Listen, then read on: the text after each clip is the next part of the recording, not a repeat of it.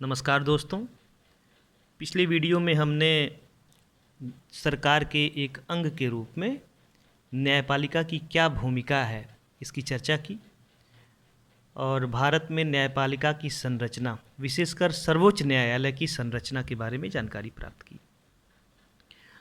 अब हम सर्वोच्च न्यायालय के क्षेत्राधिकार के विषय में चर्चा करेंगे कि सर्वोच्च न्यायालय के कार्य क्या क्या हैं, उसकी अधिकारिता क्या है, उसके अधिकार क्षेत्र में कौन कौन सी चीज़ें आती हैं, उसके शक्तियों का स्रोत क्या है। भारत के सर्वोच्च न्यायालय को भारतीय संविधान से शक्तियां प्राप्त होती हैं। सर्वोच्च न्यायालय विश्व के किसी भी न्यायालय की तुलना में ज़्यादा क्षेत्राधिकार और शक्तियों का प्रयोग करता है। अमेरिकी सुप्रीम कोर्ट की तरह भारतीय सुप्रीम कोर्ट भी संघीय न्यायालय की भांति कार्य करता है। यह मूल अधिकारों का संरक्षक है और संविधान का अंतिम व्याख्याकार है। इसी प्रकार इंग्लैंड के हाउस ऑफ लॉर्ड की तरह इंग्लैंड में सुप्रीम कोर्ट की शक्तियों का प्रयोग हाउस ऑफ लॉर्ड करता है, तो इंग्लैंड के हाउस ऑफ लॉर्ड की तरह सिविल और आपराधिक मामलों में अपील की अंतिम अदालत है। भारतीय सुप्रीम कोर्ट को एक अन्य अधिकार भी प्राप्त है जो अमेरिका या ब्रिटेन के सुप्रीम कोर्ट के पास नहीं है, और वह है राष्ट्रपति को परामर्श देने की शक्ति। भारतीय संविधान में इस प्रावधान को कनाडा से लिया गया है।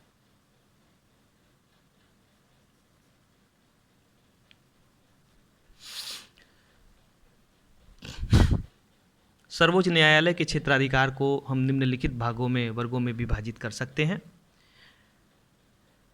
ओरिजिनल ज्यूरिसडिक्शन प्रारंभिक क्षेत्राधिकार, अपीलीय क्षेत्राधिकार, एडवाइजरी ज्यूरिसडिक्शन परामर्शदायी क्षेत्राधिकार, रिट अधिकारिता, और सर्वोच्च न्यायालय अभिलेखीय न्यायालय के रूप में भी काम करता है। अब हम प्रारंभिक क्षेत्राधिकार के बारे में समझते हैं।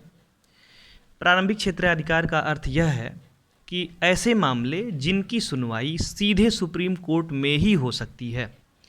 संविधान के आर्टिकल 131 में इसके बारे में बताया गया है कि ऐसे मामले जिनमें संघ तथा एक या एक से अधिक राज्यों के बीच कोई मामला हो, कोई विवाद हो, यानी संघ वर्सेस राज्य, या एक तरफ संघ और कोई राज्य हो और दूसरी तरफ एक या एक से अधिक राज्य हों, ऐसे मामले, या दो से अधिक राज्यों के बीच के जो विवाद हैं, ऐसे मामले सुप्रीम कोर्ट के प्रारंभिक अधिकारिता के अंतर्गत आएंगे। तो ये तो क्लियर हो गया कि प्रारंभिक अधिकारिता या क्षेत्राधिकार में संघ और राज्य के ही मामले आएंगे। लेकिन कैसे मामले, किस तरह के विवाद स्वीकार किए जाएंगे? ऐसे कोई विवाद जो राजनीतिक मामलों से संबंधित हैं या कोई सामाजिक या पारंपरिक रूढ़ियों से संबंधित हैं, ऐसे मामले नहीं स्वीकार किए जाएंगे।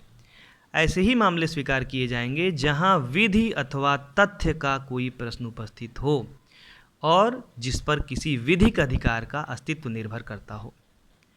विधिक अधिकार का अर्थ यह है कि उस अधिकार को विधि द्वारा मान्यता प्राप्त हो और वह न्यायालयों द्वारा प्रवर्तनीय हो, तो ऐसे ही मामले स्वीकार किए जाएंगे। अब इसका कुछ अपवाद भी है।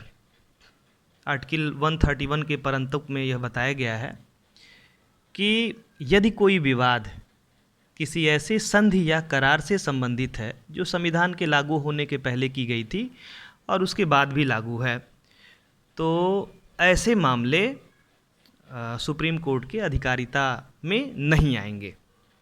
इसके अतिरिक्त संसद विधि द्वारा किसी अंतर्राज्यीय नदी अथवा नदी घाटी के या उसके पानी के प्रयोग, उस पर नियंत्रण आदि से संबंधित किसी विवाद को उच्चतम न्यायालय के क्षेत्राधिकार से वो बाहर कर सकती है।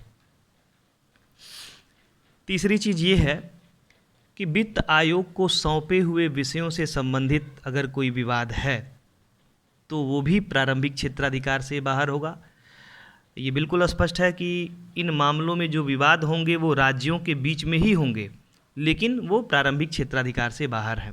इसके अतिरिक्त संघ एवं राज्य के बीच कुछ खर्चों के समायोजन से संबंधित विवाद भी सुप्रीम कोर्ट के प्रारंभिक क्षेत्राधिकार से बाहर हैं। इसके अलावा कोई भी नागरिक संघ अथवा राज्य के खिलाफ कोई वाद दायर नहीं कर सकता।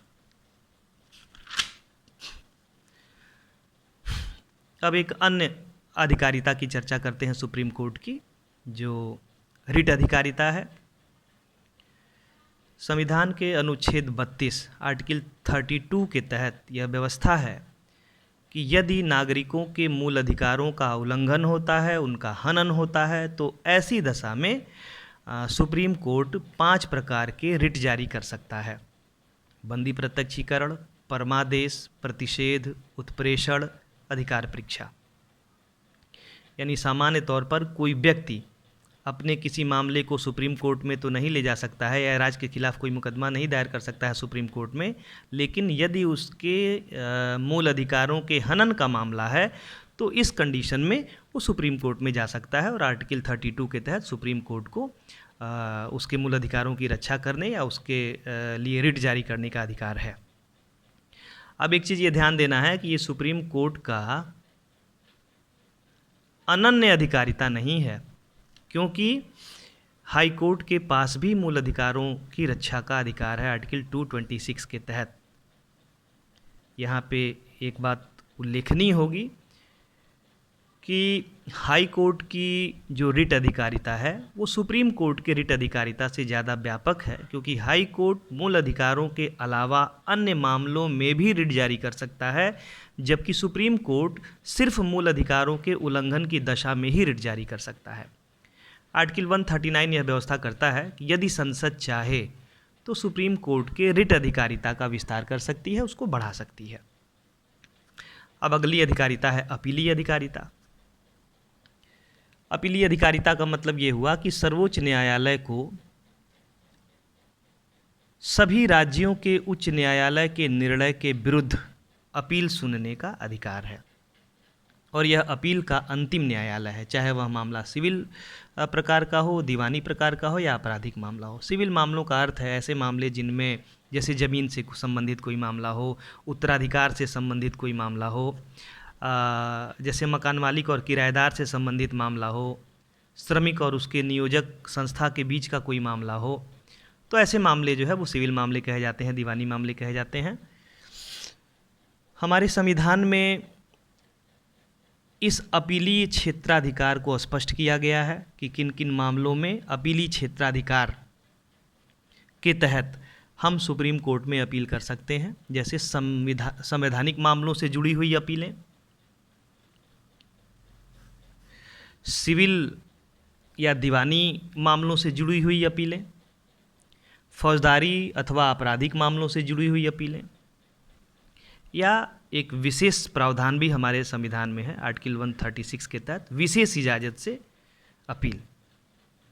इसके बारे में हम एक एक के बारे में डिटेल से चर्चा करेंगे। अब सबसे पहले हम संवैधानिक मामलों में अपील की चर्चा करते हैं। इसका उल्लेख हमारे संविधान के 132 आर्टिकल 132 में है कि संवैधानिक मामलों में जो अपील है वो 2 कंडीशन में की जा सकती है। पहली कंडीशन ये है कि ऐसे मामले जिनमें विधि का कोई सारवान प्रश्न अंतर्निहित हो। सारवान प्रश्न का मतलब ये है कि ऐसा कोई मामला हो जिसको लेकर के विभिन्न हाई कोर्ट के बीच में विधि के प्रश्न पर कोई मतभेद हो और उस मामले पर सुप्रीम कोर्ट का कोई स्पष्ट निर्णय उपलब्ध नहीं हो, तो वो विधि का सारवान प्रश्न माना जाएगा। यदि ऐसे मामले पर सुप्रीम कोर्ट का स्पष्ट निर्णय है तब वो अपील में नहीं जाएगा, तब उसको सारवान प्रश्न नहीं माना जाएगा। उन्हीं मामलों को सारवान प्रश्न के अंतर्गत शामिल किया जाएगा, विधि के सारवान प्रश्न के अंतर्गत, जिन पर विभिन्न हाई कोर्ट के बीच में वो मतभेद हो और सुप्रीम कोर्ट का कोई स्पष्ट निर्णय उपलब्ध न हो। और दूसरी कंडीशन है संविधान की व्याख्या। तो संवैधानिक मामलों में अपील के 2 कंडीशन हो गए कि या तो ऐसा मामला हो जहाँ पे विधि का कोई सारवान प्रश्न अंतर्निहित हो, और या फिर संविधान के किसी उपबंध की व्याख्या करनी जरूरी हो, संविधान के किसी उपबंध के इंटरप्रिटेशन की ज़रूरत हो, यानी संविधान की व्याख्या अपीलीय अधिकार के अंतर्गत आता है। नेक्स्ट, सिविल मामलों या दीवानी मामलों से जुड़े हुए अपील। आर्टिकल 133। आर्टिकल 133 के अनुसार सुप्रीम कोर्ट हाई कोर्ट के द्वारा दीवानी मामलों में दिए गए किसी निर्णय अथवा अंतिम आदेश के विरुद्ध अपील सुन सकता है, बशर्ते उच्च न्यायालय यह प्रमाण पत्र दे कि उस मामले में सार्वजनिक महत्व का कोई कानूनी प्रश्न निहित है। अब सार्वजनिक महत्व के कानूनी प्रश्न का अर्थ क्या है कि पक्षकारों के अलावा, यानी जिनके बीच में वो विवाद है, उनके अलावा बहुत से अन्य व्यक्तियों पर या लंबित मामलों पर भी उस डिसीजन का प्रभाव पड़ने वाला हो। और इसमें सुप्रीम कोर्ट, जो हाई कोर्ट है, वो प्रमाण पत्र देगा। उसकी राय में उस प्रश्न का निर्धारण किया जाना, सुप्रीम कोर्ट के द्वारा उसका निर्धारण किया जाना आवश्यक होगा। और यह भी एक महत्वपूर्ण चीज़ है कि सुप्रीम कोर्ट ऐसे मामलों में अपील सुनने के लिए बाध्य नहीं है। तो अब ये सिविल या दीवानी मामलों से जुड़ी हुई अपील हो गई। अब हम आते हैं आपराधिक मामलों में अपील पर कि किन कंडीशन में आपराधिक मामलों में सुप्रीम कोर्ट में अपील की जा सकती है।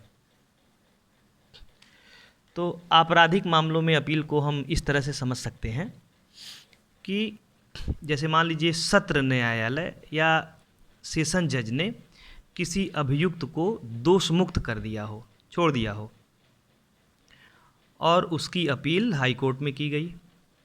हाई कोर्ट ने उसको दोषी ठहरा दिया और मृत्युदंड का आदेश दे दिया, तब सुप्रीम कोर्ट में अपील होगी। या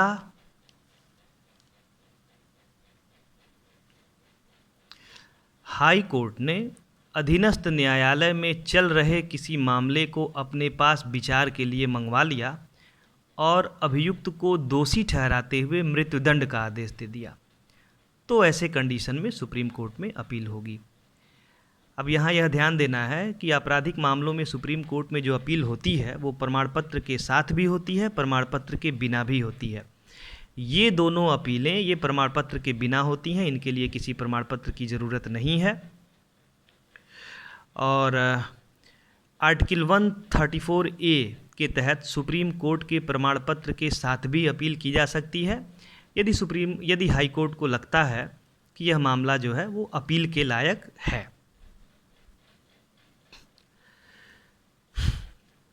आर्टिकल 134(2) में यह व्यवस्था है, प्रावधान है कि संसद यदि चाहे तो सर्वोच्च न्यायालय की आपराधिक मामलों में अपील की अधिकारिता को बढ़ा सकती है।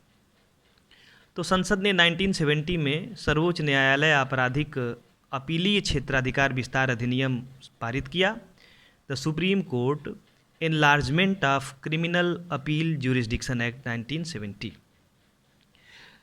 अब इसके आधार पर यह व्यवस्था हुई कि यदि सेशन कोर्ट ने, सत्र न्यायालय ने किसी अभियुक्त को दोष मुक्त कर दिया, छोड़ दिया, और वह अपील में गया और हाई कोर्ट ने उसको दोषी ठहरा दिया और उम्र कैद या 10 वर्ष की सज़ा दी, तो वो अपील, उसके लिए अपील की जा सकती है, किसी प्रमाण पत्र की आवश्यकता नहीं है। और या फिर यही दूसरी वाली कंडीशन, यदि हाई कोर्ट ने अधीनस्थ न्यायालय में चल रहे किसी मामले को अपने पास विचार के लिए मंगवा लिया और अभियुक्त को दोषी ठहराते हुए उसको उम्र कैद या 10 वर्ष की सज़ा दे दी, तो इस मामले की हाई कोर्ट में अपील की जा सकती है। अब एक और अधिकारिता है, विशेष इजाज़त से अपील, आर्टिकल 136। यह एक बहुत ही इम्पॉर्टेंट चीज़ है जो सुप्रीम कोर्ट को व्यापक स्वविवेकी शक्ति प्रदान करती है। व्यापक स्वविवेकी शक्ति का अर्थ यह है कि सशस्त्र बलों से संबंधित या सैन्य न्यायालय द्वारा दिए गए किसी निर्णय को छोड़कर भारत के राज्य क्षेत्र के अंतर्गत किसी भी न्यायालय अथवा अधिकरण, ट्रिब्यूनल्स द्वारा दिए गए किसी आदेश अथवा निर्णय के विरुद्ध अपील की विशेष अनुमति सुप्रीम कोर्ट दे सकता है। ऐसी अनुमति उन मामलों में दी जाती है जहां विधि की आवश्यकता देश के सुप्रीम कोर्ट से हस्तक्षेप की अपेक्षा करती है, यानी ये विशेष मामले होते हैं। अब हम सुप्रीम कोर्ट के सलाहकारी क्षेत्राधिकार की चर्चा करते हैं। आर्टिकल 143 भारत के राष्ट्रपति की सर्वोच्च न्यायालय से परामर्श करने की शक्ति का प्रावधान करता है। 143(1) के अनुसार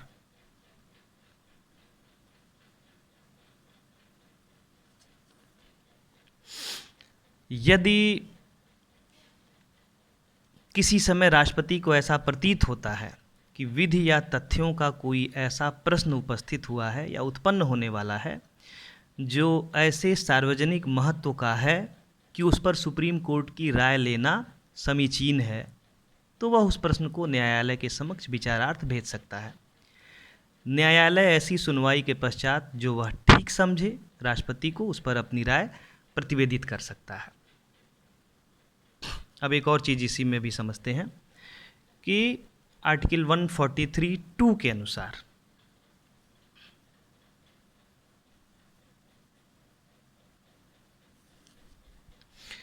आर्टिकल 131 के परंतुक आर्टिकल 131 के परंतुक का मामला ये है कि जैसे इसके पहले प्रारंभिक अधिकारिता वाले में हमने समझा कि कोई ऐसा मामला है जो ऐसे संधि या करार से संबंधित है जो संविधान के प्रारंभ होने के पहले वो की गई थी और संविधान के लागू होने के बाद भी वो जारी है, तो ऐसे मामले जो है वो प्रारंभिक अधिकारिता के अंतर्गत नहीं आएंगे। तो वही 131 वाला परंतुक है कि वो प्रारंभिक अधिकारिता में वहाँ तो नहीं आते हैं, किंतु यदि राष्ट्रपति चाहे तो इस प्रकार के विवाद जो उस परंतुक में वर्णित हैं, यानी ऐसे संधियों से संबंधित हैं, ऐसे करारों से संबंधित हैं जो संविधान के लागू होने के पहले की गई थी और लागू होने के बाद भी विद्यमान है, तो इस पर वह सुप्रीम कोर्ट से राय मांग सकता है। अब कुछ प्रश्नों पर विचार करते हैं कि वो राय देने के लिए बाध्य है या बाध्य नहीं है। तो 1958 में एक मामला आया, इन री एजुकेशन बिल, केरल का मामला था, और इसमें यह कहा गया न्यायालय के द्वारा कि वो निर्णय देने के लिए या राय देने के लिए, राष्ट्रपति जो राय मांग रहा है वो राय देने के लिए वो बाध्य नहीं है, और सुप्रीम कोर्ट द्वारा दी गई राय यदि वो राय देता भी है तो वो न्यायालयों के ऊपर वो बाध्यकारी नहीं है, क्योंकि 143(1) में जो लिखा गया कर सकेगा में, यह दर्शाता है कि सलाह देने के लिए वो बाध्य नहीं है, और यदि वो सलाह देता भी है तो न्यायालयों के ऊपर वो बाध्यकारी नहीं है। इसके पश्चात 1978 में इन री स्पेशल कोर्ट केस में न्यायालय ने अपने पूर्व मत को बदल दिया और यह निर्णय दिया कि आर्टिकल 143 के तहत सुप्रीम कोर्ट राष्ट्रपति को राय देने के लिए बाध्य है और ऐसी राय सभी न्यायालयों पर बाध्यकारी है। लेकिन अब यहाँ पे ध्यान देने वाली बात यह है कि न्यायालय को राय देने के लिए ऐसे प्रश्न नहीं सौंपे जाने चाहिए जो अस्पष्ट हों, जो क्लियर ना हों और जो राजनीतिक प्रकृति के हों। इन प्रश्नों पर राय देने के लिए न्यायालय बाध्य नहीं है। जैसे कावेरी जल विवाद पर राष्ट्रपति ने राय मांगी, सलाह मांगी, सुप्रीम कोर्ट ने सलाह दिया, और 1994 में अयोध्या मामले पर सुप्रीम कोर्ट के 5 न्यायाधीशों की संविधान पीठ ने सर्वसम्मति से सलाह देने से इनकार कर दिया, क्योंकि वो मामला राजनीतिक मामला था। तो राजनीतिक मामले से संबंधित प्रश्न या अस्पष्ट प्रश्न यदि नहीं है तो वो राष्ट्रपति राय देने के लिए बाध्य है और उसकी जो राय होगी वो देश के सभी न्यायालयों पर, सरकार पर बाध्यकारी होगी। इस प्रकार आज के इस लेक्चर में हमने सुप्रीम कोर्ट के अधिकार क्षेत्र के बारे में जानकारी हासिल की। आज का ये लेक्चर अब यहाँ पे कंप्लीट होता है। इसके पश्चात हम सुप्रीम कोर्ट से संबंधित कुछ अन्य टॉपिक की चर्चा करेंगे अगले लेक्चर में, जैसे न्यायिक सक्रियतावाद के बारे में, और न्यायालय की कुछ अन्य शक्तियां हैं जैसे जो अभिलेख न्यायालय वाला है उसके बारे में, और न्यायिक सक्रियता से संबंधित चीज़ों के बारे में कुछ और भी चीज़ें हैं जो हम अगले लेक्चर में चर्चा करेंगे। Thank you.